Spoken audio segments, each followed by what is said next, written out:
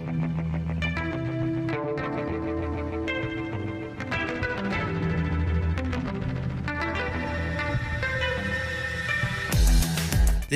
is PopXcast, where science fiction meets pop culture.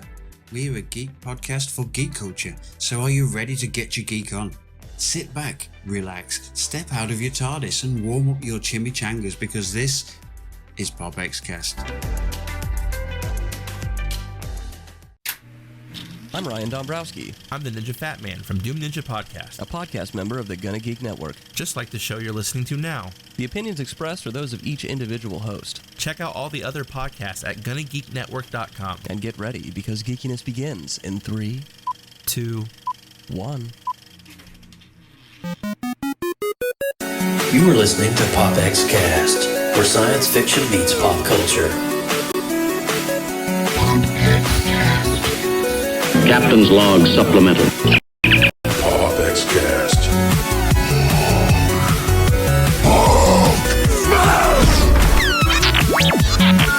Hasta la vista, baby.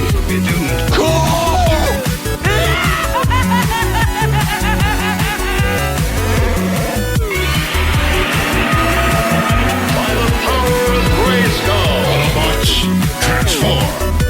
Excelsior!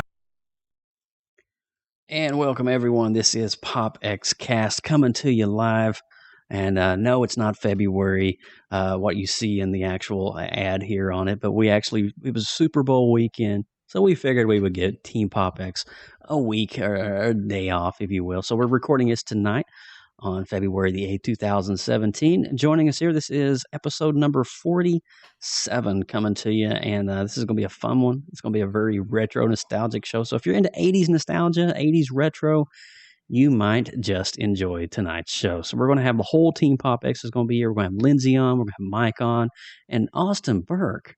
It's good to have you back, dude. It's good to be back after my terrible series of unfortunate events with technical difficulties. But everything's good now, Joe. Okay.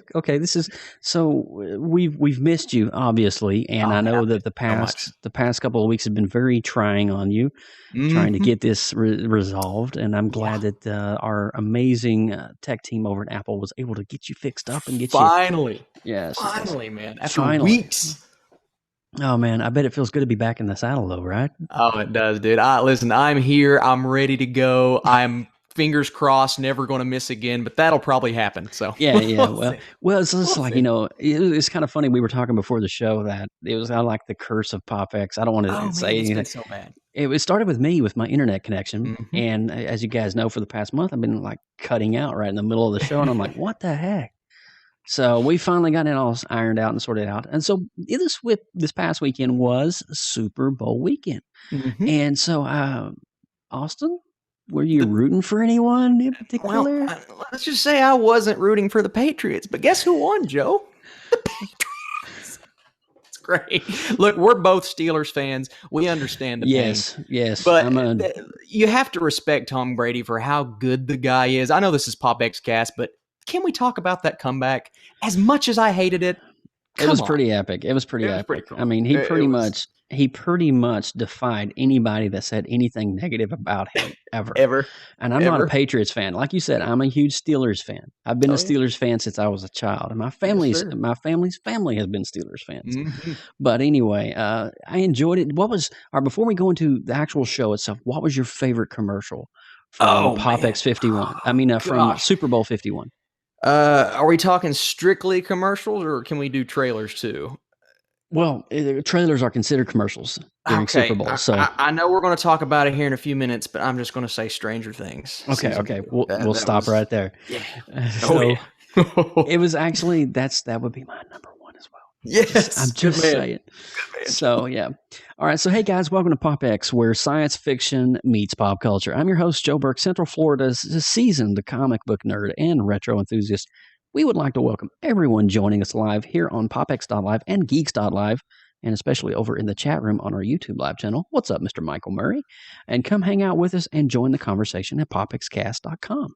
And I am Austin Burke, the Appalachian Geek at heart. If you missed last week's episode 46, like I did, PopXcast celebrated their first year, and they looked back at everything great about PopXcast. Check out. You wasn't there.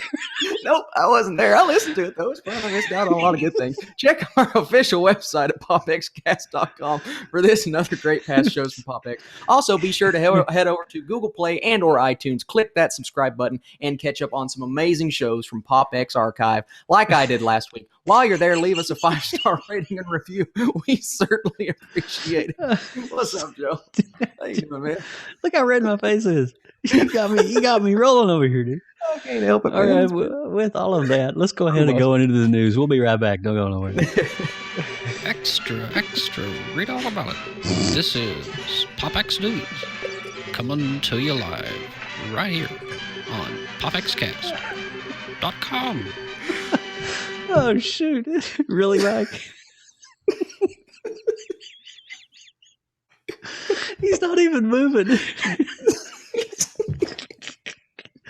Anyway, Lord have mercy. Everybody's thinking, Lord have mercy. What's going on with PopX tonight? Oh, shoot. All right, let's. All right, anyway. We're okay. Moving along here. All right, so we're going to get the depressing news and the sad stuff out of the way.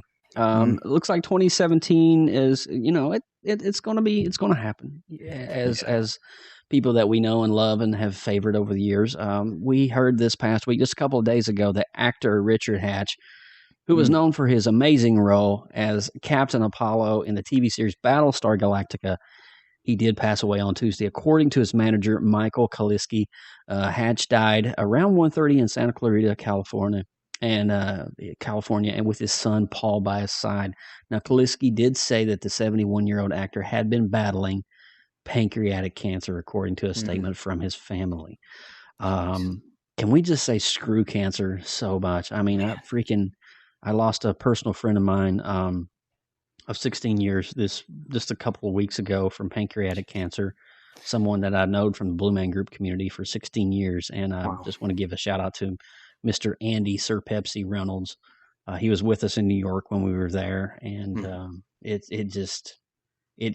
shocking. And pancreatic cancer has taken the lives of so many amazing actors and inspirators, inspiring individuals like, well, let's just say the Mr. Steve Jobs, for example. Absolutely. So, but all right. So, Mr. Richard Hatch, he is now fighting battles in the other world. So, just thank you so much for your many years of acting and service to the communities, and just being an awesome actor.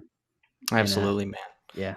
Battlestar Galactica is considered by many one of the greatest sci-fi television shows of all time. It is. It is. And it's a phenomenal show. I've not watched a lot of it, but what he did in that show was great. And like we said last year, man, 2016 sucked. 2017, not off to a great start so far.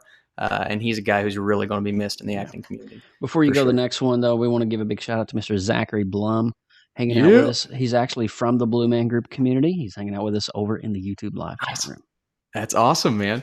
Well, let's go from some really sad news to some news that won't pep us up any. Ben Affleck will no longer direct the Batman. He will remain on board as a star and executive producer of the film.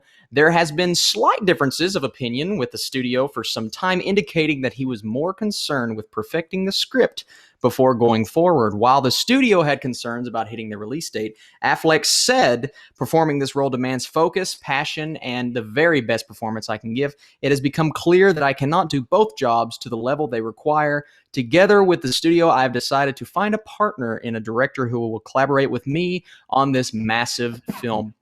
I am still in this, and we are making it, but we are currently looking for a director. I remain extremely committed to this project and look forward to bringing this to life for fans around the world. Joe, I'm going to give you my opinion on this real quick. Go ahead. A couple months ago, Ben Affleck said, and this isn't a direct quote, but he said, "If the script is not right, I will not direct the movie." Fast forward a few months, or maybe a few weeks after that, and there was some stuff going on between the studio and Ben Affleck, but he was denying all the rumors. Fast forward, I believe early January, he was on either Jimmy Kimmel or Jimmy Fallon, and it was at the main end of the show, and it was very obvious this was a tactic by Warner Brothers. He was like, "Are you directing Batman?" Ben Affleck said, "Yes, I'm directing Batman." All the rumors go away. The fact that he's not directing this movie, Joe, really scares me. Yeah. Because there's some really bad stuff going on at that studio right now. Flash is being pushed. They're struggling on Justice League 2. And now this Batman thing. I'm scared for the future. If they find a phenomenal director that he can, work with Ben Affleck and whatever. But the fact that he is not directing this movie really worries me. And this was the movie for me that was going to save this universe. Joe, what's your thoughts? Well, it kind of reminds me of when let's see, let me see here. What was Tim Burton? When Tim Burton actually handed off the first two original Batman, which is Batman and then Batman Returns, over to another director. His name is failing me. Schumacher. Schumacher.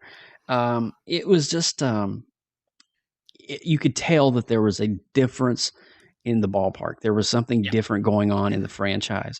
And obviously Tim Burton catered to the more serious, dramatic, dark side of Batman, whereas Schumacher catered to just campy, cheesy antics and goofy things that just really didn't seem to fly very well. With no disrespect to Jim Carrey's Riddler, how might I add, is one of the best actor portrayals ever. For sure. But I think honestly with Affleck stepping down, or maybe being forced to step down, I don't know what's going on here. I'm concerned about the future of Batman. I'm concerned about the future of DC comic movies as they progress. It's nowhere near the level of Marvel is doing cinematically. And the Russo brothers have just taken the Avengers, Infinity War, and Captain America, Winter Soldier, and Civil War, and have made epic movies that are just astounding. Yes. But then you get into Ben Affleck, and Affleck is wanting to do Batman in the role right because he's falling in the footsteps of Michael Keaton and Christian Bale and all these other actors who's played Batman before. Adam West even falls into that category. Yeah. And it's just like he doesn't want to do it unless it's done right, and I understand that. So there's something in the mix. There's something that doesn't seem to jive very well. And yes, you hit the nail on the head. I'm a little cautious and concerned about. For sure. Especially with the Flash, how they're trying to rush this out. Aquaman, they're trying to rush that out. And it seems like Justice League, they're just trying to push this out and get it in everybody's faces while Infinity War is coming out. So everybody, they're just trying to see, this is this is Justice League. This is what we can do. And it's the storyline that probably will be really horrible and lackluster. I agree. I hope not, but I agree with you. But anyway, moving on. So we hope that everything goes well at Warner Brothers. With DC. Judging by their track record, it sucks, but I'm just going to say. On Monday, the BBC announced that the 10th season of Doctor Who will premiere on April the 15th on the BBC as well as BBC America. During an interview, the BBC's radio current doctor, Mr. Peter Capaldi, also made the announcement that season 10 will be his last and final, and he feels it's time to move on with his career. So he's only done, 2 seasons, 3 seasons? Now? 2 seasons. 2 seasons, yeah. So who's going to be the new Doctor, Joe? Well, it's been rumored for many years that a female is going to rise. Hey, man, I am fine with that. That would be awesome. I believe. Personally, I'm kind of rooting for a female Doctor. Yeah, but dude, we'll just have to change it up a little bit. Yeah. That would be really, really cool. Something else that's really cool, Marvel Studios is in full Guardians of the Galaxy Volume 2 mode at the moment, but fans are eager to see another of their upcoming properties get an official director. That would be the Brie Larson starring Captain Marvel, which doesn't release until 2019. Fans are eager to see another of their upcoming properties get a director. Who's the director going to be? Marvel previously said that they are intent on finding a female director for the project, but first they need a script that they can fully get behind. With Captain Marvel, there's so much potential in the comics, and there have been so many incarnations of her powers and the characters who've had the mantle that we've been focusing on, and that's exactly how we're going to tell her origin, says Kevin Feige. So, Joe, are you pushing for a female director, or are we just whoever is perfect for the script? What do you think? You know, we actually did a podcast on this several episodes back, the rise of females in pop culture, and honestly, I am all about girl power, and you're just basically opening yourself up to a whole new audience that normally wouldn't be there. Mm-hmm. And I think having a female director with a female lead just makes sense because they understand, especially if you get someone who's the girl that did Punisher Warzone. I know the movie wasn't great, but her directing style is great. If you get someone who understands and relates to the character, I think a female director is the right way to go. And if you think about it, if it's not done right and properly, a male director can be. Well, let's go back to the 90s of Marvel Comics and the sexist imagery that you've seen, and there was actually been many articles posed about some of the images that Jim Lee and Rob Liefeld had drawn early on in the X-Men franchise. Can a woman really pose like that? And so they got an actress, put her in a bodysuit, and they see if she could actually pose and do some of the poses that they drew, and it's impossible. Wow. And so I think when you think about that mentality, having a female director behind the helm, it's going to be huge and it's going to be great. And I think Marvel just goes above and beyond anyway. So they know, I think, and if Wonder Woman doesn't hit, I hope it will. But if Wonder Woman does not hit, this is the one. This is the one, the game changer. Let's just hope Michael Bay doesn't direct the movie. Because he's not very good with the. He kind of sucks. Anyway, in an interview, the Deadpool writers revealed that there may be more than one Deadpool sequel on the way. In fact, they've got stories laid out for quite a few. Rhett Reese and Paul Wernick were asked about the possibility of working Wolverine into Deadpool's story down the road. In the response, they revealed that they've got on the way. Yeah, it would be. And if you think about it, Reese explained, if you're looking at Deadpool 2, if you're looking at X-Force, if you're looking at Deadpool 3, there's not necessarily room for another team-up movie, quote unquote. I think it does create a real scheduling and universe issues about something that could be ironed out, but it would be needed to be ironed out. And that's what he's saying there.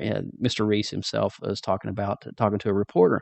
And so basically everybody knows that Deadpool is on the way. We know we're probably going to get Cable to some extent, and the X-Force team up will basically be confirmed. But Deadpool 3, however, wasn't a certainty. So according to the interview, there's plans for 4 Deadpool cinematic movies over the next few years. So it looks like Mr. Ryan Reynolds will definitely be in the hot seat for quite some time. Yes, sir. Absolutely. And that picture that he put on Instagram with him and Hugh Jackman, something's happening. Yeah. You can't just tease these fanboys like that, man. Something's going down. So don't waste our time. I wouldn't be shocked if we didn't not only get a Stan Lee cameo in Logan, but if we got a Ryan Reynolds cameo in Deadpool. They're not going to confirm that anyway. They're going to let that be there in the moment when you see that 5-second clip of Deadpool walking in the background or something. You're going to be like, oh, okay, I see what you did there. I'm going to lose my mind, Joe. I may pee in my seat, but that's okay. I just did. So Marvel hasn't wasted any time in getting its Cloak and Dagger series for Freeform off the ground, and it looks like their Hulu series Runaways won't be far behind it either. It was announced that the 2 leads for Cloak and Dagger, and Olivia Holt and Aubrey Joseph will be the actors bringing Tandy Bowen and Tyrone Johnson to life. Cloak and Dagger will start shooting on February 13th, 2017. Also listed the start date for Hulu's Runaways project, and that series will surprisingly start on the same date because the cast has yet to be announced, and there isn't near as much known about Hulu's upcoming series. So, Joe, are you excited for these 2 shows? I'm actually excited very much, and to kind of know that Hulu is falling along the bandwagon. With Marvel Comics, and we've seen what's Daredevil, Jessica Jones, Luke Cage, and all of that has Stranger Things. We've seen what that has done for Netflix. I mean, we're talking millions, maybe billions. I don't know, but I think it's going to be great. Cloak and Dagger has been a huge part of the Marvel universe for a long time. It's kind of a love story, if you will, but there's a lot of backstory and entanglement, and they've actually coincided many times with some of the big teams like Fantastic Four, X-Men, Avengers, New Mutants. There's many spin-offs of Cloak and Dagger, and I think this will be a great rejuvenation for Cloak and Dagger, and maybe even bring them back to the comics in a format in which they were originally meant to be. So I think it's going to be awesome. I have several Cloak and Dagger comics in my yeah, dude. The fact that the Runaways, I mean, these are children of supervillains, right? And and they run away because they find out that their parents are doing evil stuff. That is an idea that I've never really seen in a television show before, or really a movie format. So that is something that's going to be really fresh, and I think fans are going to love it. Absolutely, man. All right, so where are we at? Let's see. Supergirl. Yes, Supergirl. Is it me? I think it's you. Yeah, it's you. Is it I you or me? Did you read Cloak and Dagger? I think yes. Did I? I think I did. Because I did. Are you sure? Are you sure? Yes. I think so. Maybe. How about we get Mike read it? I don't know. I'm just messing with you. All right. So anyway, that's what happens when you just sit back and just let the world just pass on by. Not a care in the world. Just let it roll. Anyway, so, just like Supergirl and Riverdale, which I have opinions about Riverdale. Oh my God. Is it good? No, it's Twilight. Is it bad? It's Twilight. It's Twilight meets No. Dawson's Creek. Oh no. It's bad. All right. So anyway, another comic book show executive produced by Greg Berlanti, which is Black Lightning, is reportedly eyeing a move from Fox to the CW.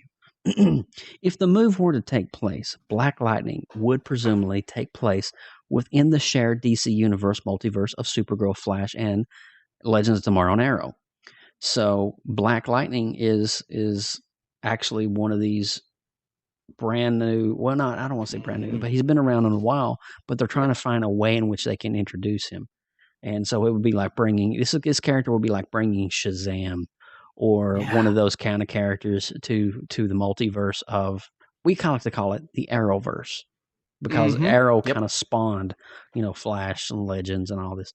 So Black Lightning is interesting. Greg Berlanti, it would be interesting to have a fifth show, because that's what they're talking about. That Friday slot, man. That's what they would do, I believe. So he's right now currently is on Fox, and if he was to make a switch, they're probably at some point going to have to introduce Black Lightning either on Flash or Arrow. And do you remember watching Arrow when Barry Allen was first introduced? And you were like, oh my God. And then you saw him get struck by lightning, and you was like, is that the last time we see Flash? And then the next season, CW announces The Flash coming to CW. And you're like, oh, well, that makes sense. So I think that's what they're going to do here, but we'll see where it goes. Black Lightning is a character that I first saw in the Justice League animated series. He's a cool character, man. Yeah, the fact that the show centered around him, how he got his powers, and how he can use his powers, I think the visual effects are going to be really cool in that show if CW can pull it off. So that's something that I'm definitely excited about. But Joe, this next topic. Oh boy. Okay. Yes. All right. Let's let me drink some water while you get ready. Take a gulp. Stranger Things Season 2 teaser was featured during the Super Bowl last weekend. It confirmed that our favorite ego-loving telepath, 11, will be returning. The show will continue to be packed full of retro goodness. It hints that we'll be seeing more of the Upside Down, but its vague flashes of the new big bad has left fans with even more questions. We'll have to wait until this fall to find out what's in store for Will and the rest of the Stranger Things crew. The new season drops this Halloween. There's not a more perfect time. Dude, they're in Ghostbusters Halloween outfits. It's so perfect. They're in Ghostbuster Halloween outfits. Oh, Joe. Can we just stop and look at this for a minute? Oh my God, this is beautiful. Perfect. This is a beautiful. Just seeing these kids on screen again in a picture just gets my heart excited. I mean, it makes me as giddy as a schoolgirl. But no, really. Did you see that? Now, here's something that I've done many times. I've watched the trailer and then I got right up to the ending when the door opens and you see that big like walking thing on the horizon. Dude, what the heck is that? Is the upside down in the world? Like it, because it didn't look like the upside down. The sky looked like the upside down, but it looked like it was in the real world. So I don't know what it looked like. A hand walking on the horizon. I don't know what the heck it was. It raises more questions than it actually answers, and I think it's just going to keep you wanting more. I love it, man. I'm so excited. Best thing during the Super Bowl for sure. It was freaking awesome, and it blew my mind. And it reminds me too. We had talked about it last week. Have you been watching a show on Netflix called The OA? No, but I've heard so many good things about it. All right, so me and Alex have been watching it, and we've got through episode 2, and there's only 8 episodes, so it ain't going to take you long to go through it all. And so the OA is interesting, and it just got renewed for 2 seasons. Okay. So Netflix renewed it, so it's doing so well, and they're comparing the OA with the science fiction and the storytelling with that of Stranger Things. Not the same, but kind of similar. But I'm not going to say too much about it. That's awesome. Yeah, I'll check it out for sure. Now, speaking on trailers and speaking of Marvel and awesome things, the trailer for Netflix's Marvel series Iron Fist was released on Tuesday. Now, the last defender of Marvel Universe comes to Netflix March the 17th. It's just a few weeks away, Austin. My heart. That is, oh, wow. I guess it is a few weeks away. Yes, March the 17th, dude. You'll be in Orlando. I need to. Oh, yeah. I guess I will. Dude, let's watch it together. I mean, we'll set our women aside and we'll just watch on for like 14 hours. So Iron Fist, if you don't know, is a huge. He goes all the way back to the 60s, and he's in the realm of Jessica Jones and Luke Cage, Daredevil, and the Punisher. He's in that mindset. Lindsay Badger, what's up? Yep. And so Iron Fist is actually really awesome. A lot of people may know him as the guy with like the yellow bandana. And he's got the green suit on, and he does the karate stuff and all that. Or it might not be karate. It might actually be like, some kind of mastered foreign art. But I want to also say hello to Mr. Wagner live joining us right now from Parts Unknown in downtown Orlando. What's up, Wagner? How are you doing? Welcome to the show. So your thoughts on Iron Fist, Austin? The one thing I was worried about was the visual effects for the hands. But you know what? The little glimpse that we got, Joe, it looks fantastic. And I'm just watching this trailer. I'm just imagining all 4 of the Defenders on screen together, side to side, back to back, whatever, fighting crime. And Joe, it's going to be great. And the Defenders also comes out this year. Did you notice at the end of the trailer we saw a familiar face? Oh, yes. I love the... She ties them all together. She is the Sam Jackson of that universe. And it's great. She's the night nurse, man. She's bringing it all together. Night nurse, dude. That's awesome. But we have one more little story. Pandora, the world of Avatar, opening in May. Star Wars lands in... is it part of the Star Wars lands, I guess? In 2019, right? Yeah. During their quarterly earnings conference call on February 7th, CEO of the Walt Disney Company, Bob Iger, confirmed that Pandora, the world of Avatar, will officially open at Disney's Animal Kingdom on May 27th. In addition, Iger confirmed that the long gestating Star Wars lands at both Disneyland and Disney's Hollywood Studios are on target for a 2019 opening. Who else is going to Disney World in 2019? Just around the corner. Around the corner. I think Joe will be going that way because he lives right next to it. That's incredible. Yeah. It's pretty funny because sometimes around like 9:00 at night, I can hear Magic Kingdom on the horizon at my house. It's actually a wonderful thing to be living that close to Walt Disney World that you hear and see the fireworks. In a few years, you're going to hear the chanting from Avatar and maybe a Chewbacca scream or two. So it's going to be great. I'm really excited though. I mean, I'm not so much excited about Pandora. I mean, I think when you ask about one of those things that Walt Disney creates, I'm sure it's going to be awesome when you walk in. You visually see the floating mountains and just the landscapes that they've created, which you're supposed to be walking on the ground and everything is luminescent. Cool. So it's going to be really an interactive experience from beginning to end. And I can understand why it's taken so long to put together, because when you think about the bionescence and the luminescence that they've had to recreate, I'm just kind of scratching my head. How are they going to maintain this? So, but yeah, I think it's going to be awesome. In the Star Wars land, Hollywood Studios has been totally revamped. A third of the park is under construction right now. So if you're visiting Walt Disney World right now, I would definitely recommend maybe not spending a whole day at Hollywood Studios, but actually just doing some of the core rides and just bouncing out and going to another park.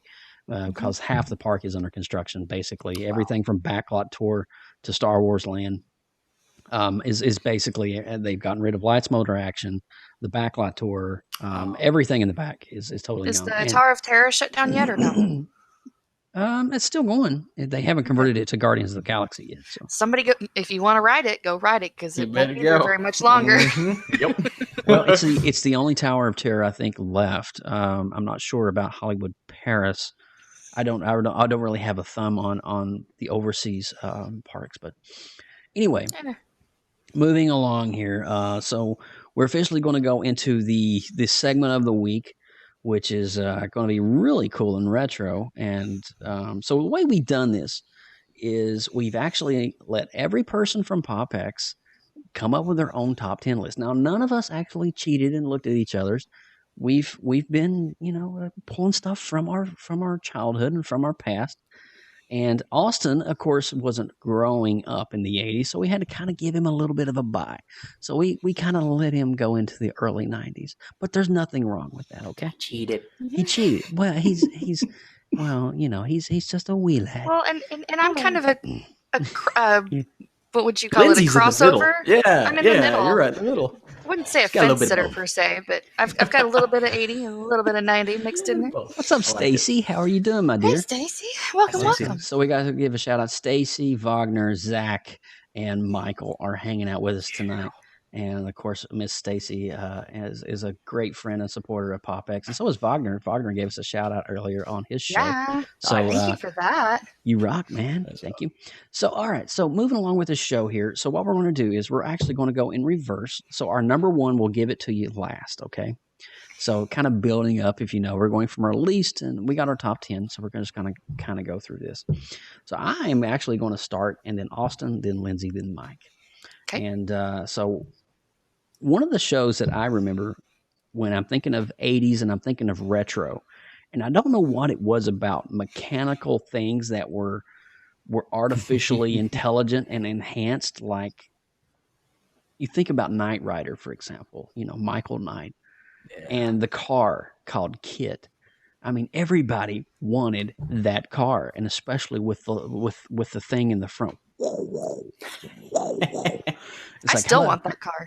Oh man, who doesn't want? I actually watched an episode of Comic Book Men recently, and this car pulled up in front of the store, and they got to have a ride in. It wasn't the original, but it was close enough, dude. It was 100% original, like replication. But David Hasselhoff, the black jacket, the tight, skinny black jeans and all that stuff going on. It was a really interesting show for its time, and it kind of definitely was 80s, definitely spoke about how the 80s was entrapped in that artificial intelligence. I don't know what it was about computers speaking to you, but if you can get a computer to speak to you and interact with you, it was like the biggest thing in the 1980s. Well, apparently it's circled back around, because right now it's the biggest thing in the world. That is true. Well, if we could just get Siri, if we can get Siri to say, sorry, let me search that.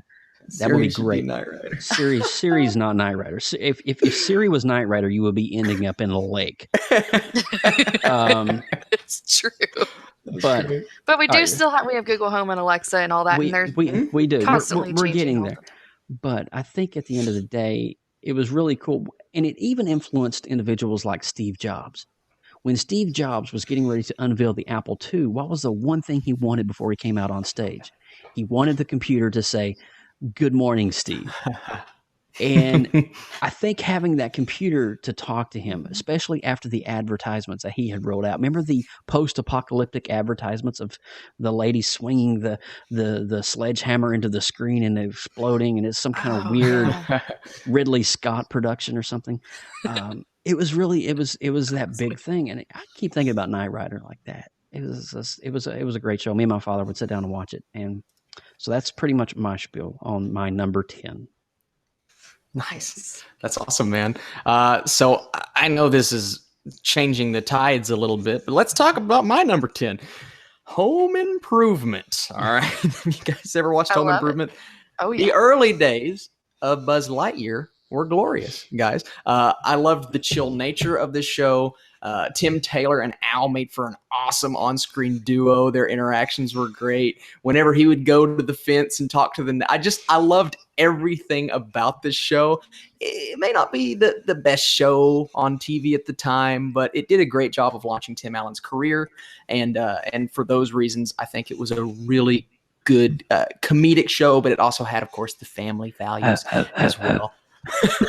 And of course it got Tim Allen, Santa Claus, and Buzz Lightyear and all these things. So I really, it wasn't the best show, but I really enjoyed it for the time, and we'll see if it holds up. I always remember the neighbor over the fence. He's like, that was my favorite part of that show. That was and you never saw his face. You never saw his face, just from here down. Never saw his face. It was awesome. Yeah, and that show lasted for a really long time too. Yeah, it did longer than you would think for a show like that. Good. So. All right. Well, speaking of shows not lasting very long at all, The Dinosaurs is my number 10. Good pull. It's a little bit of a wild card, but I love the comedy of it. He's just basically this, your typical happy family sitcom, but it's dinosaurs and it's all prehistoric, and they have the same families and. Not the mama. Yes, and that baby. It's like the baby Stewie of its time. Yeah. I think Stewie. They were probably Stewie was probably inspired by the dinosaur baby. So if you look, you got Peter Griffin, Lois. Yep. Yeah. Look at that. You got Chris. It's pretty much. That's where the Family Guy came from. Wow. Except we're missing the mother-in-law was also in the show as well, and she was this grouchy old lady that never was approving of dad or anything. So and there was always the boss, because he was a construction worker and he had the lead guy, and that kind of turned a little bit Flintstone, if you remember back to the old Flintstone cartoon. So yeah, not the mama. It was great though. It was a really fun show, and I wish it would have lasted a little bit longer, but it reminds me of that era. I love that era. That was a great era. Man, that takes me back. Yeah, for sure. It's good stuff. All right, Mike, what's your number 10? Wait. It's hard to pick. Right. I had you muted for a second. Sorry about that. Oh, go ahead. 10 was hard. If we did top 50, I'd be all right. But I did the best I could. I'm just going to go with, my number 10 was Airwolf. Nice. It was a great show. I mean, all my top 10s could be my number ones, but I really, really enjoyed it. Just something about, the helicopter, and, it was really good it was just a pretty great show for its time. Yeah, that's awesome. And it leads into my number 9 as well, Mike, because that actually is mine. It's Airwolf. Aw, cool. You guys are Twinkies. We are Twinkies, Mike. Oh my God, Mike, we're Twinkies. But Mike, what was it about the helicopter though that just captivated you? Was it just the fact that it was stealthy and could? Do you think that the helicopter was a character itself? I would say it was. I think it was. It, to me, just made the show. I mean, as experienced as the pilots were that could fly it. I mean, just all the stuff that it had on it. Those cool helmets they wore and the tracking and all that kind of stuff. Was it Ethan Hawke? Is that his name? What was his name? Hawke, wasn't it? Stringfellow Hawk. Stringfellow Hawk. That's it. Yeah, that's quite a name, Stringfellow. Yeah, it's Native American actually. Wow. Yeah. So Airwolf, I just remember me and my dad sitting in our little one single wide trailer back home in Southeast Kentucky in a trailer park in Neon, Kentucky, watching Airwolf air for the first time. And it was truly a magical moment because I remember me and my dad watching this as father and son when it came on. It was great. That's all I got to say. I have never watched that show, nor have I ever actually heard of that show. But you guys have intrigued me enough to go check it out. So it sounds pretty cool. It's very 80s. I've heard of the show. I can't remember watching the show, but I do know the theme song. I do recognize the theme song. So it's in my gray area on the way early side. There's nothing wrong with something that is very 80s. Those are the best shows, guys. It's definitely very. But something else that I believe is very maybe of its time, Saved by the Bell. All right. Don't you guys just love Zach Morris and Slater? All right, Lisa Turtle and Kelly Kapowski, man. Come on. I can probably sing you the entire theme song. I'm not going to. When I wake up in the morning. But the show that centered around the 6 students at Bayside, guys, this show was fun.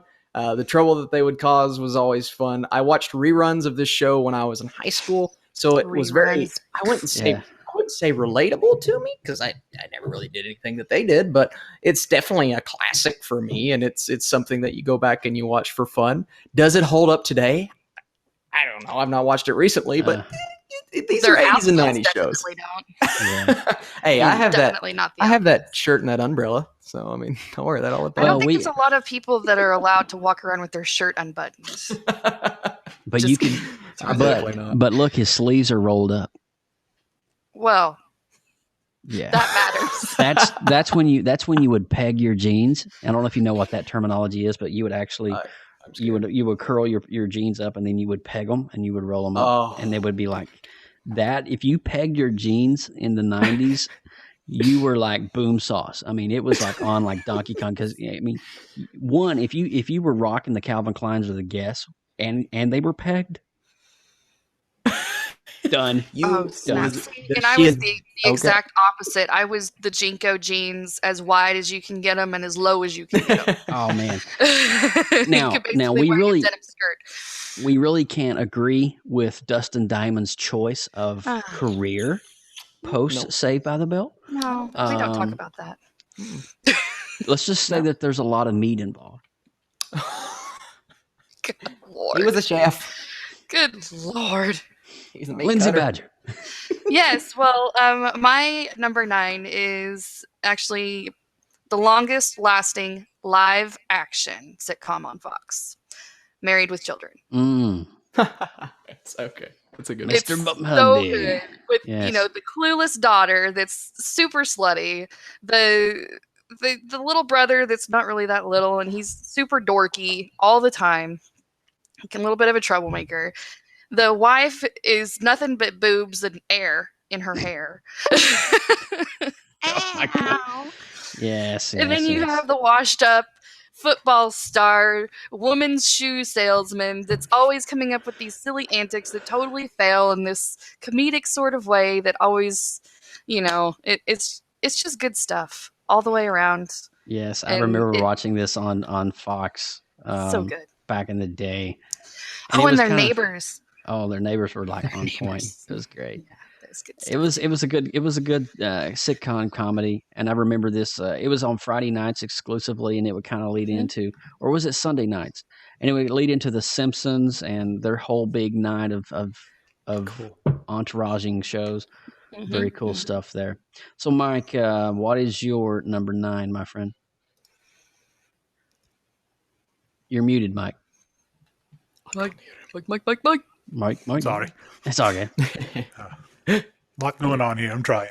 It's okay, man. You're doing great. You're doing good, man. My number 9 is going to be another helicopter show. It lasted for only a season, but it was based on a movie, Blue Thunder.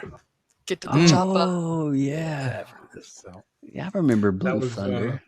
Yeah, it was a really, really good show. I mean, I love the movie, and then once the show came out. Wait, is that the guy from Police Academy? It is. Oh, it is. Yes. Yeah. Yes. What was his name? Oh, his name was like Recharge or something. He had some kind of funny name on Police Academy. Oh shoot, it'll come back to me. I want to go watch. I want to go watch that movie now. Oh man, but also had one of Dana Carvey's early roles. He was in this show. That is Dana Carvey. Oh Yes. my gosh, That's awesome. It is. I didn't even recognize him. In the words of Dana Carvey doing Johnny Carson, I did not know that. Good pull. Yes, I like that. yes, you like that. So you got to be a nerd to really get along with me. So Hightower. Yes. I think yes, because he was tall like a tower. He was tall like a tower. Now, Mike, before you go back into slideshow world, I'm seeing a pattern here. We got Airwolf and Blue Thunder. I wonder if that would have led to your career as a Delta mechanic. No, that was actually before I thought of that. That's awesome. All these shows were before I thought of that. I think, honestly, a seed was planted very early on watching Mr. Hawk in Airwolf and seeing Blue Thunder. Yeah. And I think he's like, you know what? One day I'm going to fly one of these things. Helicopter won't fly. I wouldn't fly. But you would fly Airwolf. Probably. Okay. All right. That's what I'm saying.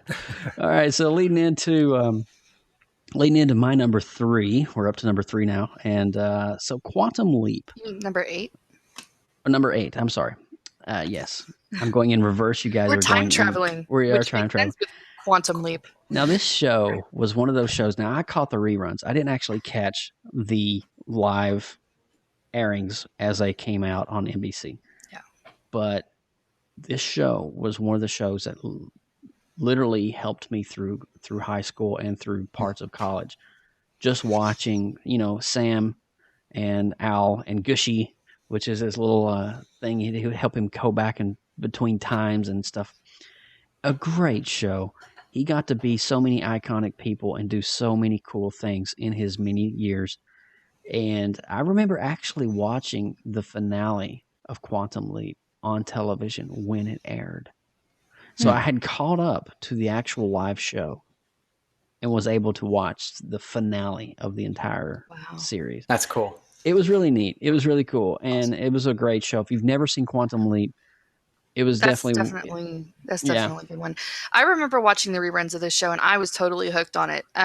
It was like, during the summer, during the daytime, they would play that as the reruns, like probably after Dukes of Hazzard or something. Yeah. And I was totally locked into it. I loved the relationship the two main characters had, and then all of the different places they went. It was just totally, if you like Doctor Who or anything in that realm, Quantum Leap's all you. And it was stand up no matter what. Oh yeah. What era you watch. You can watch it today and it will make sense. But Austin, what's your number? My brain hurts because I know I've seen this show. I know I have, but I couldn't tell you what it's about. But I know I've seen it before. So that's another thing that I'm going to have to. God, you guys are killing me. Bill and Ted's Excellent Adventures. Okay, that's cool. That's awesome. And like it does have a Doctor Who kind of look to it with the whole time travel, space-time continuum thing. So it seems like it's something that's really, really cool. So guess what? Another situational comedy on my list, Family Matters. Guys, I don't know what it is about this show. It's probably Urkel. I think that's what it is. Or the fact that the Winslows are a very likable family. But this one just... I want to tell you, man, Laura Winslow was kind of hot. Laura Winslow was hot. I mean, she's still hot. Like, all right? She's still hot. This show, man, just whether it's the dad or the mom, or I loved this family. And I always kind of related to the stuff that was going on in their lives. And I think Urkel is flat out hilarious. Once again, probably doesn't hold up today, but when I watched this show, I cracked up every time he was on screen. And the fact that he grew up to be he's kind of buff and he's a good looking guy in real life, but separate his real life from his character on his show, the guy's a pretty good actor. All right. You gotta Jaleel White. Yeah, man. He's a good actor. So this was one of those shows, man. It got me every time I watched it and I loved it. Yeah. All right, Lindsay Badger, what's yours? All right, my number 8 is Sister. Oh. Yeah, it's basically the modern day version of Parent Trap. Yeah, pretty much. You have the single mom that has a twin, and you have this higher class-ish, upper middle class-ish dad with the other twin, and they randomly meet in a mall because in the 90s that's where you go. and they end up moving in together, and there's, it's just dealing with life as teenagers and twins, and there was a thing in the mall called a record store. Yeah. Yeah. And you go and you actually buy. Day, yeah. What are you saying, Lindsay Badger? Am I more of a 33 or a 45 long play? I don't know. Depends on the day. Sister though, this was one I actually caught a couple of times and watched. It definitely catered to the female crowd. It was definitely a younger female. Yeah. Yeah. Which was me. I liked it. As you, girl. Oh, you so sweet. All right, so where we at? We're with Mikey here. He's getting ready to unveil his number. Go for it. All right. My next one is going to be another short-lived series, but I found it very interesting and intriguing, was Manimal. Now, this is the guy that actually could transform into any animal, right? That's cool. It was, that was, it was quite amazing. The special effects for the time, I guess, of the 80s were, made this show pretty interesting. So I got really into it, but it was another short-lived series. I think it was only like a season or two at the most. Yeah. But it was a cool concept, and it was one of those shows I enjoyed. I vaguely remember this show, and it kind of stemmed from I got nothing. Michael Jackson's when in Thriller, when he's transforming into the wolf. It kind of stems from that. Because I can't remember. They actually used a couple of the Hollywood artists. I remember a story on this somewhere in Fangoria magazine. Correct me if I'm wrong, but I don't know. I read a lot of random crap. I'm sorry, but I remember that they actually were using some of the directors and some of the special effects makeup artists for this show, and it was one of the most costly shows produced at the time because of the visual effects, which wasn't CGI. Oh, wow. And I think that's one of the reasons why it was, after one season, gone. Mm-hmm. Yep. Yeah, that's what the like American Werewolf in London type thing. That kind of cool effect. That's awesome. Was pretty cool. Yeah. So moving on with I guess this would be my number 7. Number 7. Yeah. So another one of my shows, Mr. Richard Dean Anderson, MacGyver. The dude can take duct tape, a paper clip, and some toilet paper and make a bomb. That mullet though. Oh my God. I was looking at pictures of Richard Dean Anderson recently, and I'm like, he's hot. Richard Dean, he's MacGyver. And I'm like, well, what happened to him? Oh my gosh. But anyway, I digress. Getting back to MacGyver, it was a great show. I remember MacGyver's vile enemy, Murdoch. He had several instances on the show where he would just infiltrate the show and just throw MacGyver totally off his game. And very cynical, very evil individual. So he was thrown off a cliff, blown up, shot, scarred. I mean, poor Murdoch was just thrown through the ringer. But Richard Dean Anderson at the helm of it. Now, we did get a MacGyver spinoff last year. I think that wasn't renewed for a second season. Hope not. It was pretty bad from what I recall. It's really bad first impression if it's the only thing you've seen. And it kind of goes to show you that MacGyver in its true form is timeless, but MacGyver does not translate as well into a modern technological society where you can use simple things and applications like duct tape, and it's just we just go, hey Google, how do I fix my plumbing in my house? Let's look that up on YouTube. So, but there you go. MacGyver will always be one of my favorite shows. Awesome. Yeah, dude. MacGyver's awesome, and it came very close to being on my list. If I would have seen more episodes, it definitely would have been on mine. But my next entry on this list is All That. You guys ever seen All That? This is the sketch comedy that was basically the Saturday Night Live for the teensies and the tweensies. It was. I mean, I still like it today. All right. And I ate this show up. It had Nick Cannon, Amanda Bynes, Keenan and Kel, and it showed off all the best Nickelodeon stars. And I go back and I'll watch what was the hillbilly moment? All these sketches. Dude, I think Gabriel Iglesias was on one of those seasons too. Was he really? Oh, yeah. I could see it. The stars in these shows went on to become pretty big. So it was a really good show. Well, Kenan Thompson is a continuing player for the past 6 seasons of SNL. Yeah. I mean, it's like they start at all that, and then they graduate to SNL, and then they graduate to other things even bigger than that. It's like I love it. I think it's great. Oh, it's definitely that's awesome. a good pull, man. That's a good pull. Yes. Lindsay Badger. All right. Well, my number 7, we're going to bring it back girly again, guys. Just hold on and bear with me. Number 7 is Clarissa Explains It All, our favorite girly Nickelodeon sitcom. Yeah. Well, it wasn't really a sitcom, I guess. But basically, it was her doing the monologues and then interacting with her school friends about school issues and just kind of being the pre-adolescent challenges the kiddos face and all that stuff. But I related to it whenever it was on. Melissa Joan Hart, right? Yeah, Melissa Joan Hart. Yeah, wow. She after that she went and did Sabrina, the Teenage Witch, which was cool. Similar but with magic, and a talking cat. And I did watch that show too, but I didn't. We needed to put both of them on the list, so we'll just slide that one right in there on the list too. But I appreciated that. Definitely was relatable for my age at the time. All right. So, Mike, going through your list here. Where are we at?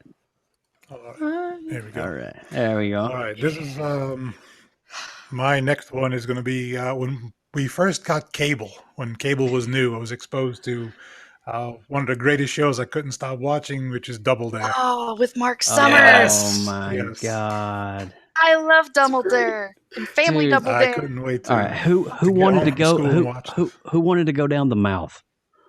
I wanted to do it all. I wanted to do That's it all. awesome. I wanted to go through the big, thing that you go through. Never mind. Yeah. You know what? You know what I liked better than Double Dare? Family Double Dare. Yeah. Oh yeah. Family Double Dare. We're going to dig in the ooze to get all the flags out and all that. Yeah. You know what I think was hilarious is that families that were on Double Dare, they would win a trip to Walt Disney World or to Universal. It was filmed at Universal Orlando. Yes. Really? They even told you so at the beginning. Yeah. And the You end. just walk outside and you're there. So I'm just like, oh, look, Mom and Dad, we just want a trip back to Orlando. Nickelodeon was filmed at the beautiful Orlando Universal Resort. Orlando Resort. Yeah, Universal Orlando Resort. And I missed that Nickelodeon show Discovery. by weeks. When they finally it went off the air, when they were filming it down there, my first trip to Universal, I missed it by weeks when it was closing. And it was like probably about 3 or 4 weeks that I went down to Universal and they had just closed it up. Yeah, and I think we've mentioned this in previous episodes before too. Is that they don't do anything really Nickelodeon there anymore. No. It's definitely not. And Mike, did you get to see the slime fountain? Yes. You did. Okay.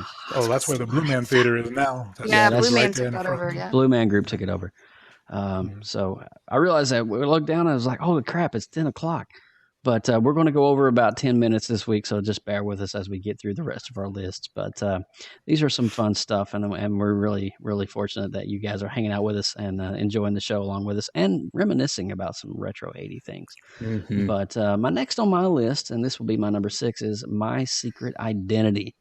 And this show was great. I mean, it was one of the shows where you were a kid and you had this nutty professor. I don't want to say nutty, but he was kind of funny and quirky and out there. And he was involved. The individual, the secret of the show, he was involved in an experiment that gave him superpowers. So he could speed up and he could run fast. He could fly. And he could do all sorts of things. He had, to some extent, some superhuman strength. And it was really an interesting show because, me being a big comic book nerd and reading comics at the time, I was just like, holy cow, this is like right up. And it was Jerry O'Connell, a very young Jerry O'Connell. That's awesome. awesome.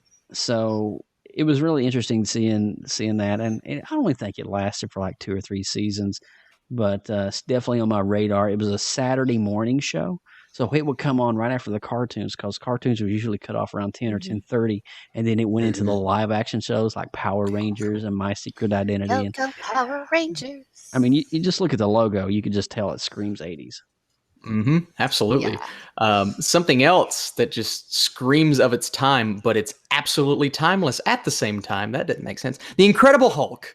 Look, listen, this is some people, that image is amazing, but some people look upon this show as cheesy. And while it might be a little cheesy compared to today's Hulk, it's the launching pad for the great superhero shows that we have today. It told a compelling story of the Hulk. Bill Bixby, this dude is an American icon, okay? He is unreal, and he was phenomenal in this part. And for a long time, he was my Hulk. He was my man when it came to that character. So I just thought the writing was great. I still go back and I'll watch the show every now and then. I thought the Incredible Hulk movie was really good. I just liked everything about this show, especially when you got Thor on. Just all the stuff that they did was really cool for the time. And it was kind of like a launching pad for TV shows and for Marvel. So that's the reason why I love it so much. And there'll never be another human to play the Incredible Hulk like there was with Lou Ferrigno. No, sir. Lou Ferrigno was the best. Wagner over in the chat said that was his favorite show in the 80s as well. Really? Yeah. Nice. It's great. You're definitely hitting some home runs. Lindsay Badger, what's your number 6? Well, I'm going to tell you guys right now, from here on out, we're going to do a whole lot of repeating because Austin and I apparently watch the same shows all the time. So we're only going to keep this one pretty quick. Family Matters is my number 6. I love Carl and all of his family. And Urkel, of course, is my number 1 favorite of the whole show. I think he's what kind of kept it going over the years. I just have good childhood memories of my brother acting out Urkel constantly, and it was good times, so it had to make the list. I do that? So it's a rare condition this day and age to read any good news on the newspaper page. I didn't know the love and tradition of the grand design, some people say it's even hard to find. Everywhere. I'll shut up right there. Yep. So we'll just lay it right there, and I it's a great show. I mean, if you haven't seen it, you need to. It's got the good feels. It's got the good feels. Oh my gosh, Laura freaking Winslow. All right, Mike, what's yours, man? What's your number 6, my friend? My next one is going to be my first exposure to superhero was Greatest American Hero. Oh, nice. Oh my, that juice though. Yeah, that leotard, dude. Whoa. Wow. We had. That's great. The 80s called and they want their superhero back. Holy curly superhero Batman. But like I said, this is my first exposure to, I guess, any kind of superheroes on TV before Arrow and Flash and what we're watching now. But that's kind of how I kind of got into the superhero thing. Before I got into Marvel, DC, there was this show, which I found very entertaining. It was a good launching platform to things to come, I think. Honestly, it was a great show. And all the cheesiness and campiness aside, it was a great show, and it lasted. It did not last. Yep. Awesome, man. I totally forgot about that show. Wow. Wow. Now I want that on my list. Can I take one off and put that on that? Anyway, so moving. Okay, sweet. So my next one is actually one that was started, if you remember and you were around in let's say 87, 88, 89, ABC launched a Friday night television extravaganza called TGIF. And, it's Friday night, gonna have some fun, TGIF. Anyway, so TGIF would launch with Family Matters and go into Boy Meets World. Other shows were a part of that whole thing, the lineup. And I think Sister was on there too somewhere. Sister, and also Perfect Strangers was one of the opening shows. Oh, right. Oh, I remember these guys. Yep. Balki Baltakamos. I am Balki Baltakamos. Those two were funny. I loved them. Oh, man. I mean, those two guys had great chemistry. Honestly, it was a show that, to me, is timeless comedy. There's so many things I can remember about these two. There was one scene where they're trying to get a grand piano up a staircase. And the whole episode is about how they're going to figure out how to get a grand piano up on That's awesome. Oh my goodness! I mean, it was amazing. And these two almost look like brothers a little bit. Yeah, well, they technically, The photo though is kind of. Well, they were technically cousins in the show. Okay, cool. Yeah, cool. They were technically distant cousins by some kind. But anyway, it was interesting because he had Americanism versus wherever Balky was from, which was some kind of foreign country and like Slavic. I don't know what his language lingo was, but it was interesting. But Perfect Strangers, you'll always be in my heart. That's Thank awesome. you so much. Good pick. I like that. All right, well, my number, I guess this is 5, right? Yep. Yeah. Boy Meets World. Look, guys, I'm a man. All right, but I appreciate a good love story. Corey and Topanga. Topanga. Topanga and her hair. Man, I had many nights with sweat on my brow with Topanga. Oh my god. Oh, buddy. Oh, she was. Jesus Christ. She's still nice. All right. Anyway, yeah. Well, the show itself is a story. You go. It's a story about a boy who has to grow up and face a ton of problems while while trying to manage falling in love with a girl. It's #relatable. It's great when you're growing up, especially when you're in high school. You can watch it and wish your life was going in that direction, but it really wasn't because I was a nerd. There was a lot of good things in the show, but the thing that everyone remembers most is the relationship between Corey and Topanga. And, now they have the sequel series, Girl Meets World, and apparently that's successful as well. So I thought it got canceled. Did it get canceled? It was success. I know it went for like 3 seasons, maybe. I think it got canceled. But it might have gotten canceled after that. But for a while, it was getting not a lot, but a little bit. Wasn't there like a little bit of a love triangle going on with them for a while or something? I don't know. Yeah, there was just a lot of relationship stuff, and it's pretty high on my list for that. But what do you expect when you get a bunch of kids that are 16, 17 years old around each other, acting every single day in their company? There's going to be some shenanigans going on, Yes, absolutely, lots of shenanigans. All right. All right. Well, good times with all of that. Speaking of all that, that's my number 5.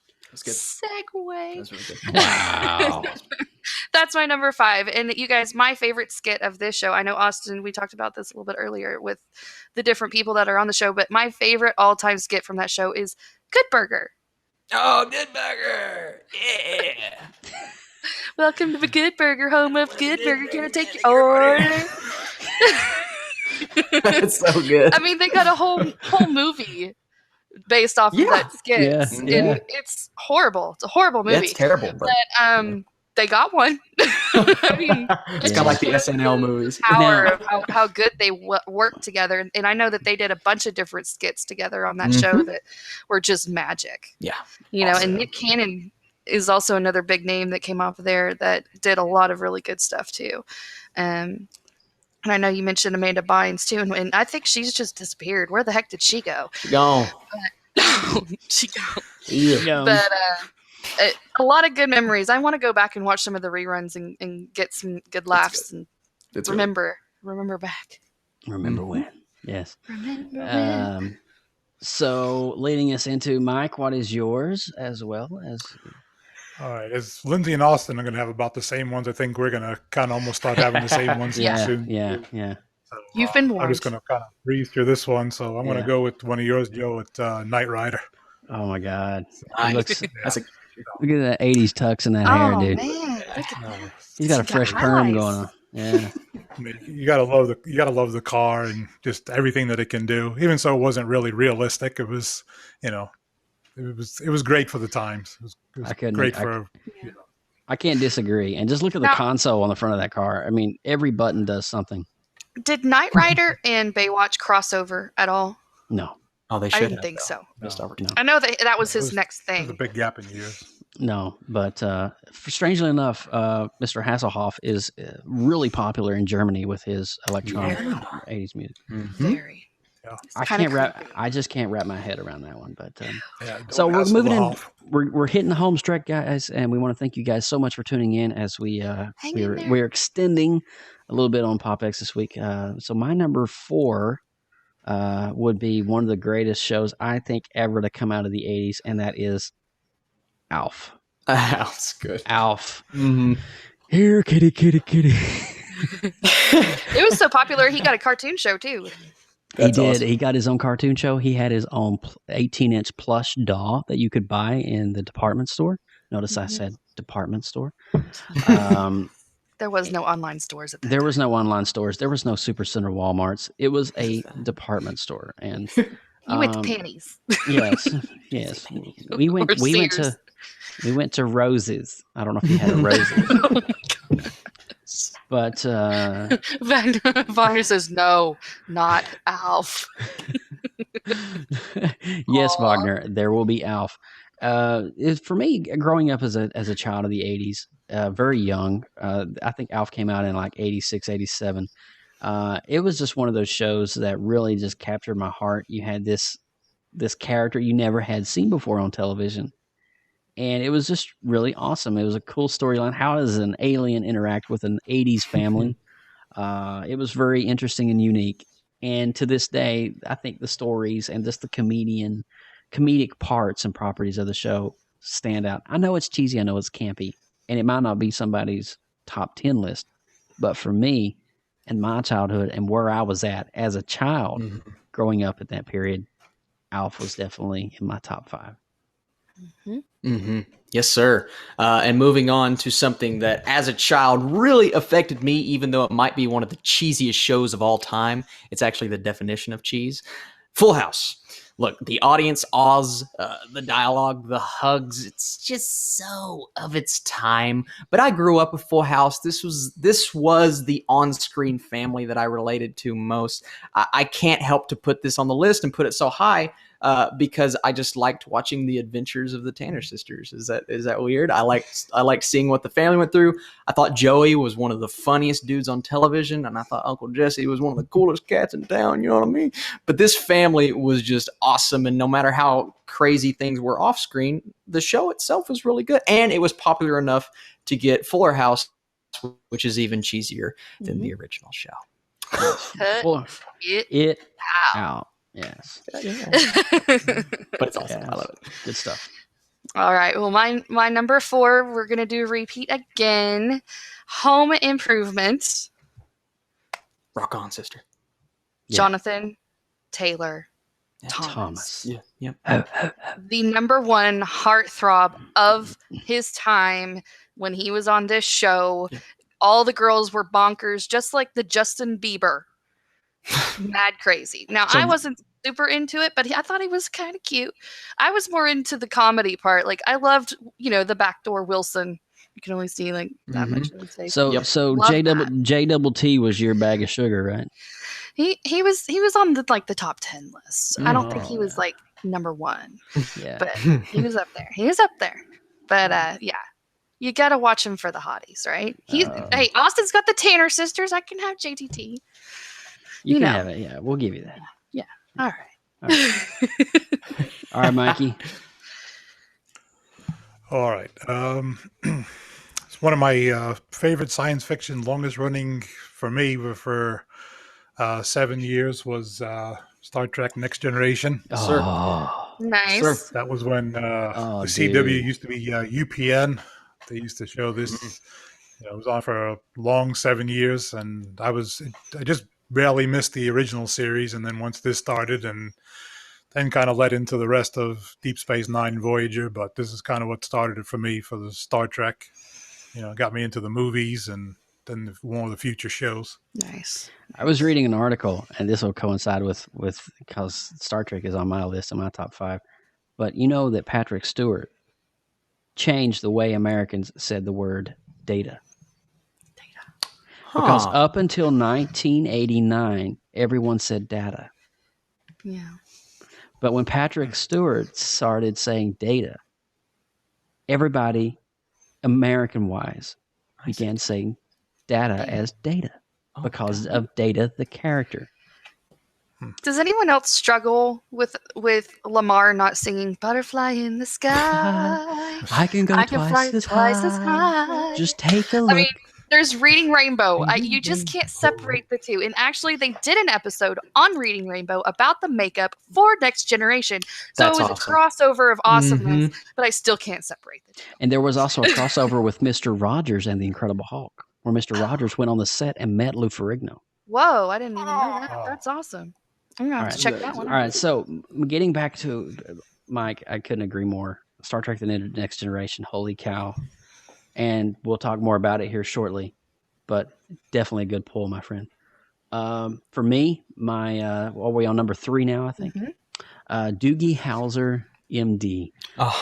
A young Neil Patrick Harris. Just how little is he's so cute. I know.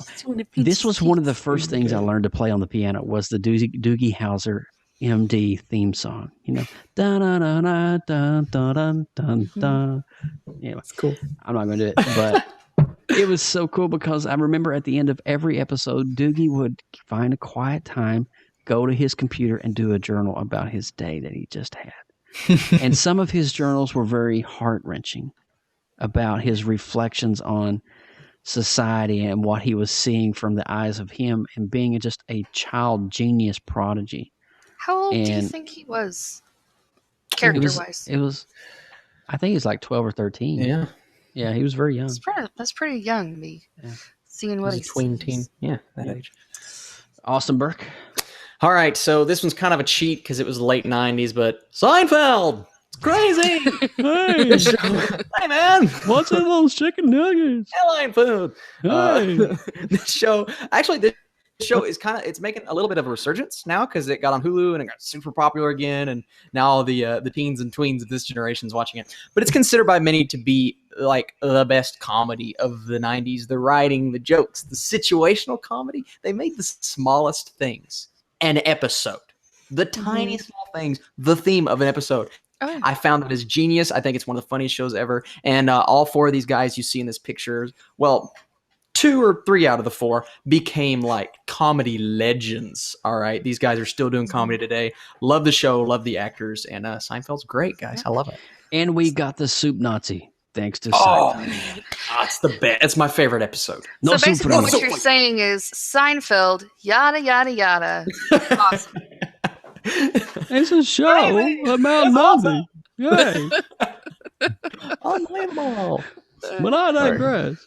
Oh, my goodness. Well, we'll go from New York all the way to West Philadelphia. Yeah, born and where raised. Will Smith was born and raised in The Fresh Prince of Bel-Air. Man, this show is so good. So good. He just picks on his poor rich cousins that are just clueless and dorky, and it's amazing. And it's, you get the family good feels, but you also get the urban pulled in, because everything at that time era was just urban this. Everybody wanted to bring that flavor into every show.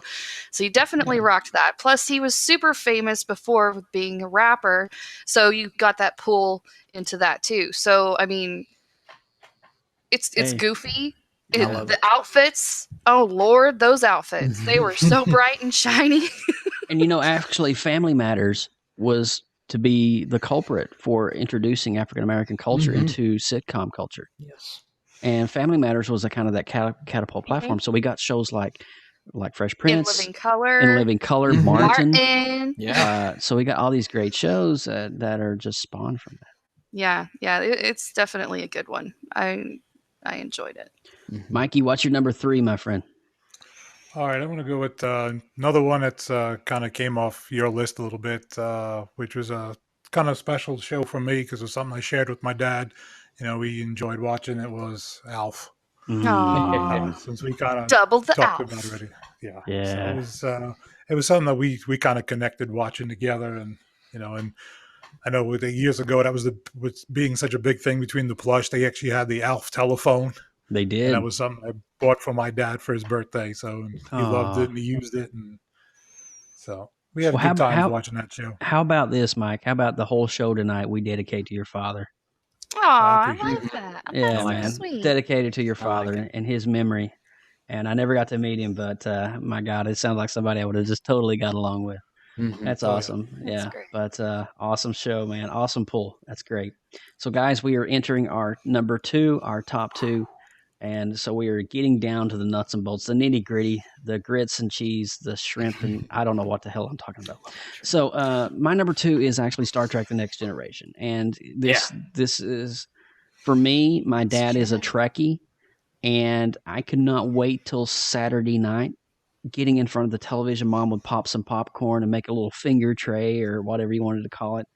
And we would sit down and watch Star Trek as a family.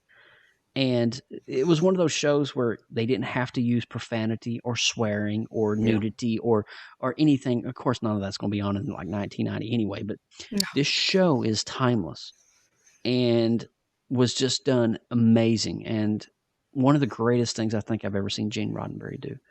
And he pretty much, he relaunched and reinvented the entire Star Trek genre because of this show. And, I just have so many great memories of me and my dad sitting there. What's going to happen with Q? You know, is Q coming back? We were always waiting for Q to. Q was the big enemy on the show, and so great stuff. Joe, from one Star Trek lover to another, my number 2 is Star Trek: The Next Generation. What I consider a triple play, boys. Triple the Star Trek guys. I love it. I love you, dude. Thank you so much. Dude, he is the captain of all captains. And a lot of people who argue that he is better than Captain Kirk. Listen, I'm not.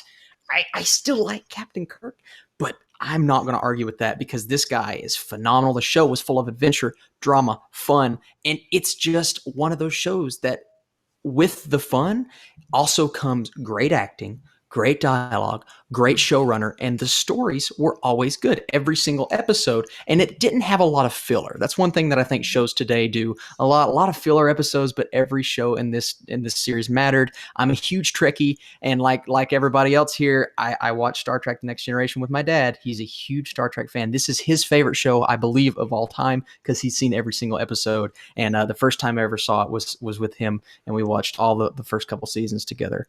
So it provides for some great memories, guys. Man, I guess my dad just wasn't into Star Trek because I didn't get to watch The Next Generation, but I do highly appreciate Star Wars franchises. Voyager and Deep Space Nine are my jam. Yeah, it's not that I hate the other ones, and I just those are the ones that I've committed to and saw all the way through. So I'm a Trekkie, just of a different variety. Yes, nothing wrong with that, Lindsay. No. All right. Let's see, what number are we on? 2. Number 2. We're going to bring it back to Full House. Girl. Yes, we got to bring it back to Full House because we love it. Uncle Joey. Yeah. It's my boy. Amazing. Yeah. Totally amazing. He's so funny. I loved him because, I mean, even when, Danny wasn't around, he kind of played the dad role. Yeah. And, I mean, they all kind of took turns playing the dad role, but I think he kind of solidified that a little bit more. Yeah. More than Danny Tanner and his thing of Lysol. Oh, yeah. But, I mean, as the family grew, I mean, in this picture, this is like multiple seasons after the beginning because, Uncle Jesse got married and they moved in and they built their house on top. And, I mean, it just kind of grew and grew and grew. And, I mean, your heart kind of grows as you're basically a part of this family as it grows, too. So whenever the show ended, I was like, oh, my God, survive, you guys. But, life moved on. I'm still living. And then, we've got a whole new revamp too to keep tabs on now too. So that brought back some good feels. My favorite Full House episodes was when they visited Disney World. Nice. Oh, of course. Remember that. Of course. All right. We are back with Mike Ippolito for his number 2. All right. I'm going to go with my one of my top 2 favorites here is one that was on Sunday nights, 8 o'clock on NBC. That it was my go-to show on Sundays.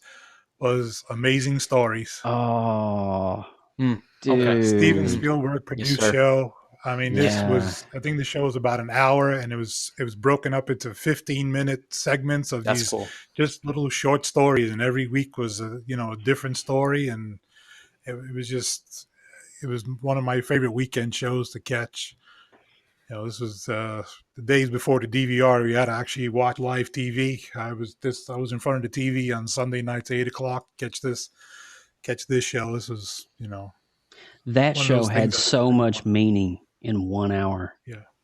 Yes. It was amazing. One of the shows that stands out was the old man waiting for the train to come in his front of his house. You remember that episode? Yeah. Oh my God, I get chills thinking about it. I mean, he was waiting for his death, and it is a train. Yeah. It was beautifully done. Don't get me wrong. You could see Spielberg's hand in that show, and every single, you could see just his touch, right? And it was great. His It was essence. Yes, absolutely. Yes. Well done, Mikey. Well, guys, we have officially made it to our top one, the number one of our list. We thank you guys for, you're getting kind of an extra treat. You're getting a bonus tonight. You're getting 30 minutes extra PopX. So, you know what? Just enjoy it. We missed you on Sunday, so we wanted to spend a little more time. We missed you on Super Bowl Sunday, so we figured, hey, what the heck. So The Incredible Hulk is my number one and will forever be my number one.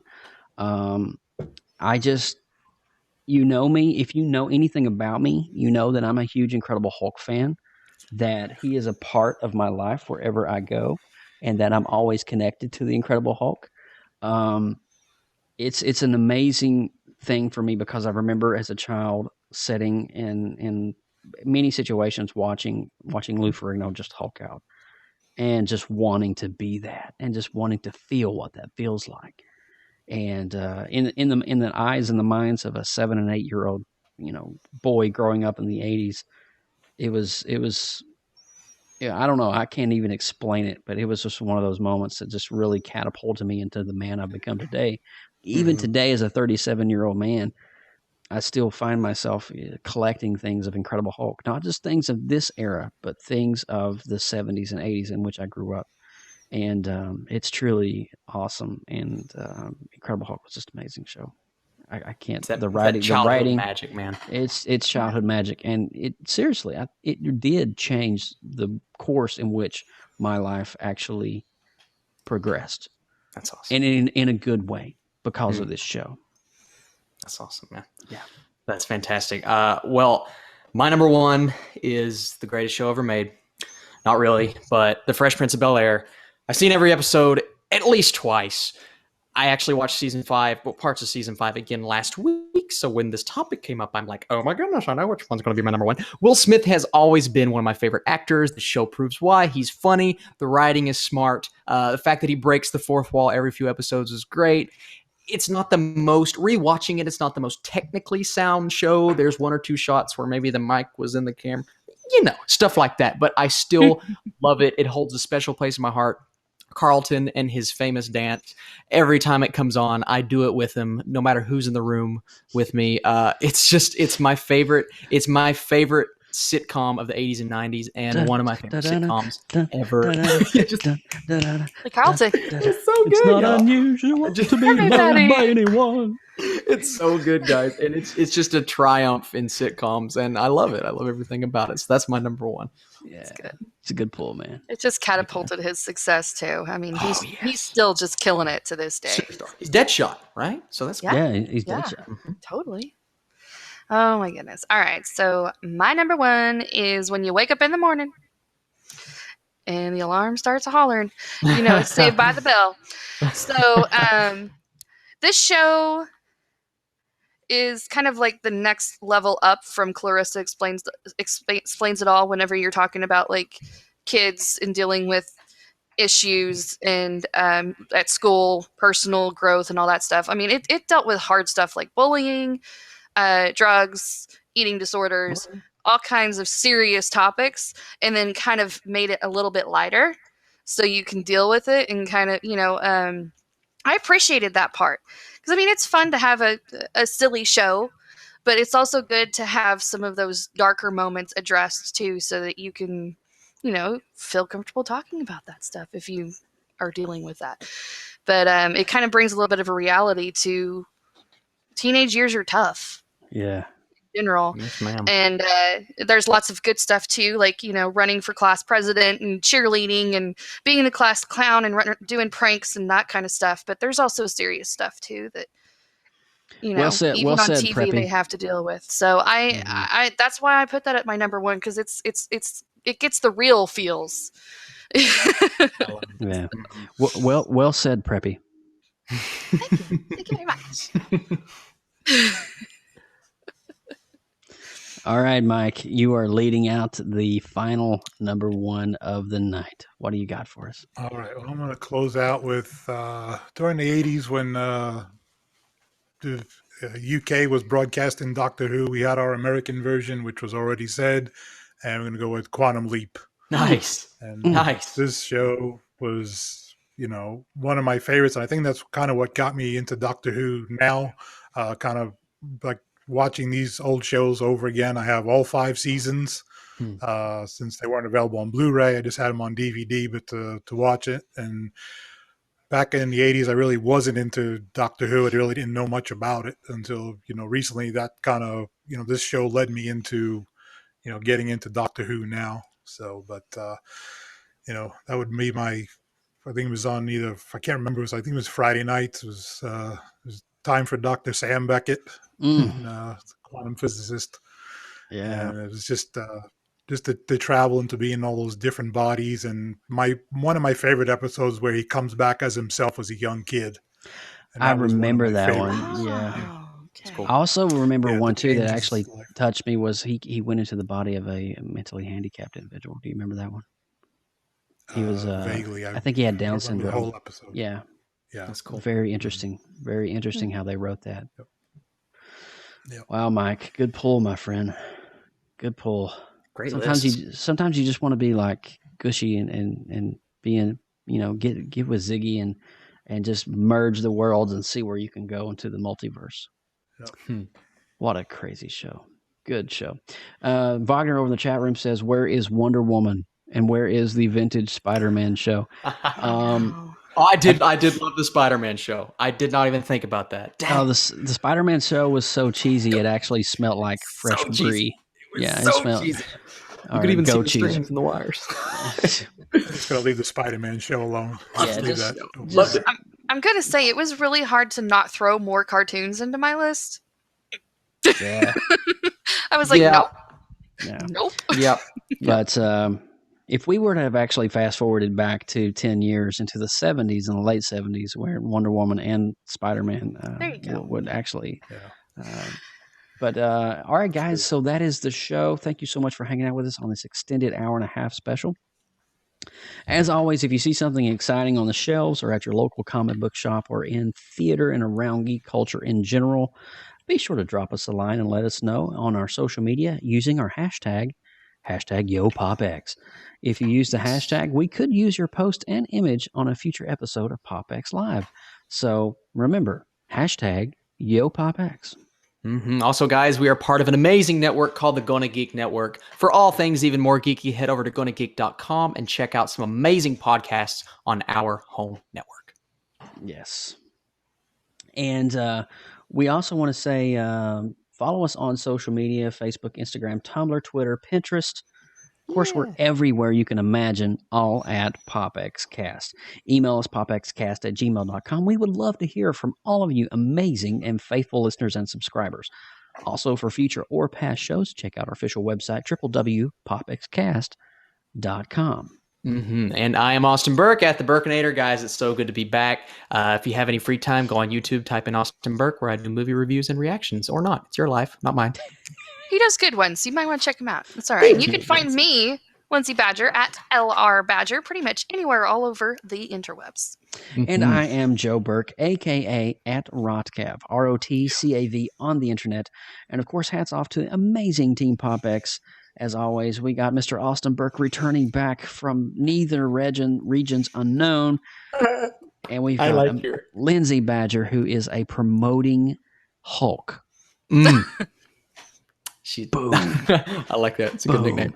She, if it wasn't for her, PopX would not get out there. I write and script the shows, and she's pretty much the marketing promoter for PopX. So she's holding down the fort. And Mr. Mike Ippolito, not only did he do the slides tonight, but he was on cam sharing his top 10 tonight. And for being the creator and founder. Oh, look at that. Oh, I love his sign-offs. Peter Capaldi. Multitasking master. Look at that. Yes. Mike, I love you, dude. I love it when we have our team in full force. It just makes me happy.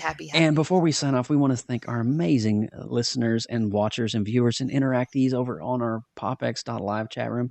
We got Wagner and Stacy, and so many people have just hung out with us throughout the entire show. Awesome. Thank you guys so much. And you know what? Please join us on our next episode, which will be this Sunday night. We're actually doing it, quickly because we had Super Bowl. We'll be talking about the most beloved couples in comics. That's great. Perfect for That's so Valentine's good. Day. Just Get in your time honey for and snuggle Valentine's up Day. and Look at listen that. about all the comic Look at that. We couples. got Sue and Ree Richards, Peter Parker and Mary Jane Watson, Superman and Lois Lane, Jessica Jones and Luke Cage. Guys, What about this is- Superman and Wonder Woman? Ooh. Can we do a triangle? I don't know. After I've seen, I don't know. I don't want any one thing. I don't know. I'm going to go to my happy spot now. So after all that, thank you guys so much for listening. Thanks for downloading. We'll see you next week on episode number 48. Take care. Thanks, and guys. PopX is out of here.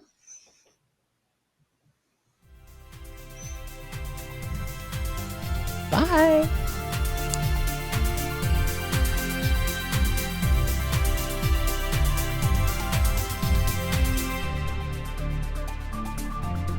From everyone at PopXcast, thanks for listening. Be sure to give us a 5-star rating on iTunes and subscribe for more great content. Drop us an email, popxcast@gmail.com. Follow us on Twitter, Instagram, Facebook and YouTube, all at PopXcast.